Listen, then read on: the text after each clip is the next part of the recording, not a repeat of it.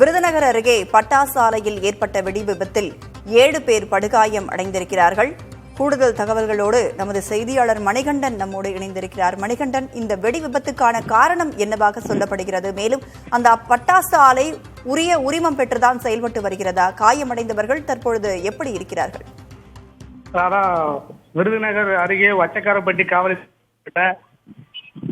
விருதுநகர் வச்சக்கார காவல் நிலையத்துக்கு உட்பட்ட சின்னவாடியூர் பகுதியில் உள்ள சச்சிதானந்தபுரம் கிராமத்தைச் சேர்ந்த மோகன்ராஜ் என்பவருக்கு நாக்பூர் உரிமம் பெற்ற தனியார் பட்டாசு ஆலையில் இன்று பணியாளர்கள் வழக்கம் போல் பணியில் ஈடுபட்டுக் கொண்டிருந்தனர்.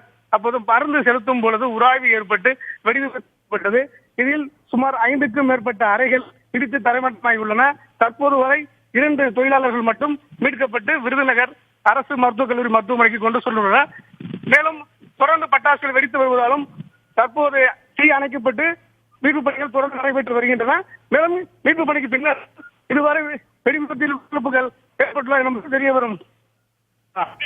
விவரங்களை வழங்கியமைக்கு நன்றி மணிகண்டன்.